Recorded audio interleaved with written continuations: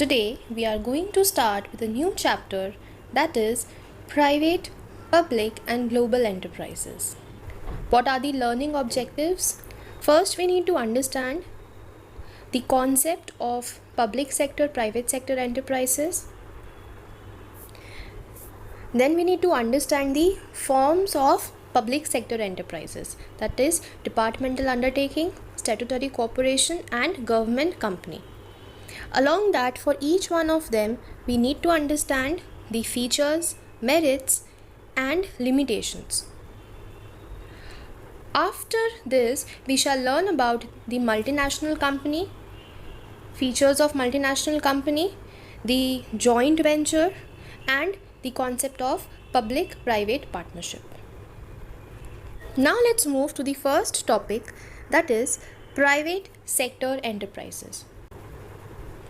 Now what are private sector enterprises? This we have already learned while we were discussing the introduction of chapter 2. Still, as it is given over here, we will be revising it once again. So as we can read, the private sector consists of businesses which are owned by private individuals or group of individuals. And what are the different forms? They are sole proprietorship, partnership, Hindu undivided family, cooperative society and joint stock company. Proper meaning, proper features, merits, advantages and disadvantages, all these has been covered in chapter 2.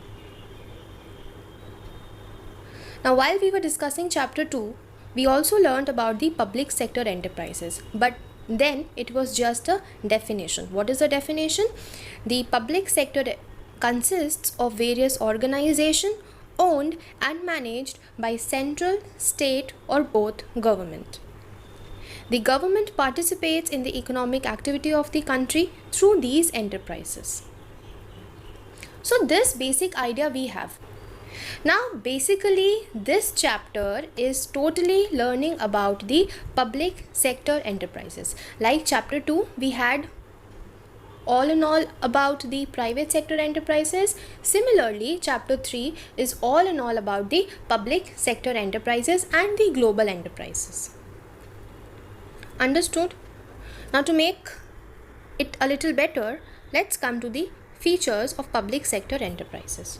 First, capital is contributed by the state government. So who gives capital to these businesses, to these organizations? It is given by the government, whether be the central government, whether be the state government or both of them. They contribute capital for a public sector enterprise. Point number 2 says public welfare or service is the main motive. So unlike private sector enterprises, these public sector enterprises, they have motive of providing service. They do not have a motive of profit earning.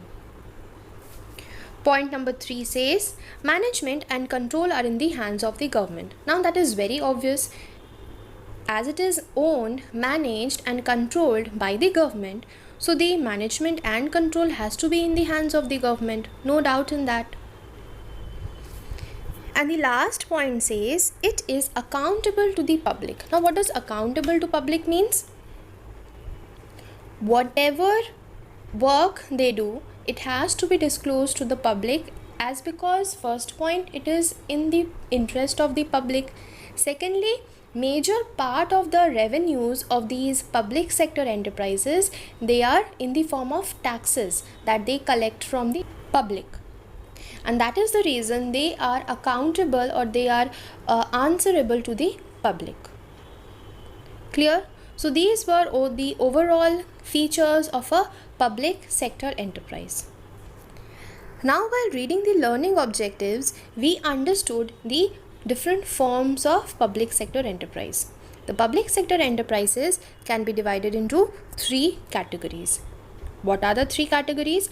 First one, departmental undertaking, statutory corporation or public corporation, and the last one is government company. Understood?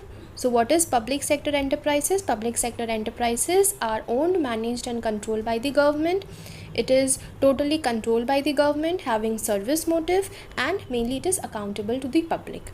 And then there are three different forms of public sector enterprises: departmental undertaking, statutory corporation, and government companies. So that is all for today. We'll meet you in the next video. Thank you.